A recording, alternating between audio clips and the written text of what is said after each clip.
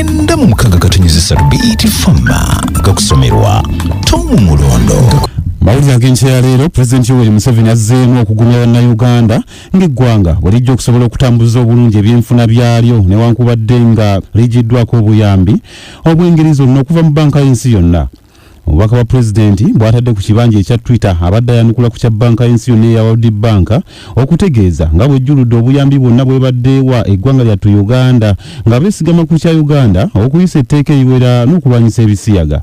Pulezidenti agambye nti n'okwewola ensimbi okwekyonoonere eggwanga lize likukendeeza nga ensonga lwaki ebyenfuna bisobodde okutambula obulungi wakati mu mayengo n'ebizibu nga COVID-19 olutalo mu Ukraine awamu n'ebisoomooza ebirala.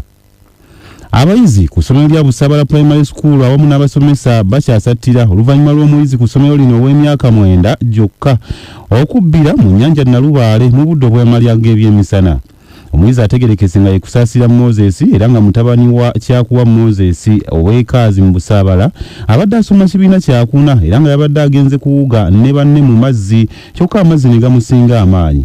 Luko Wesigire yamyuka ayogerera poliisi mu Kampala n'emiriraano atubulidde ku ntiisa eno era n'alabula ab'amasomero agali okumpi n'embalama ez'ennyanja okubeera abeegendereza.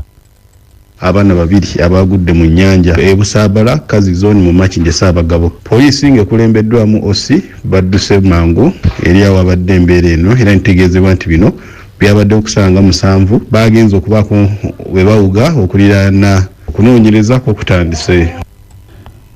Nga tuvudde minisitule y'ebyobusuubuzi n'amakolero yeeyamye okutondawo enkola ezinaayambako abakyala okuzuula obusobozi bwabwe mu by'obusuubuzi baganyulwe ate basobole okuvuganya obulungi mu kutunda ebyamaguzi ebyeru. Minisita Harriet Ntabaazi ategeeza nti abakyala bangi basanga okusoomoozebwa okw'amaanyi ku byenfuna byabwe omuli eky'obutaba na misingo egyali bayambye okufuna zirooni byagamba ng'ebyapa eby'ettaka nga ne babbaabwe emirundi mingi babakotoggera ne beekiika mu makubo gaabwe ag'ebyenfuna nga beesigama ku ndowooza ez'obuwangwa obumu. Ye minisita ow'ebyobulamu Dr. Jane Ruth Aceng alabudde Palamenti obutagezaako kukkiriza ekiteeso n'etteeka erikkiriza okulima kuno enjaga tusaako okugisunsula ng'agamba nti kino kya bulabe naddala eri ebiseera by'eggwanga ebijja.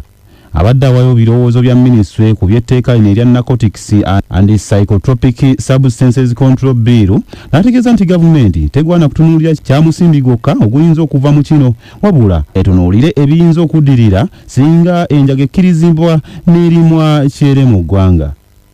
Bwagabadde ag'enkya ya leero nze Tom Mulondo.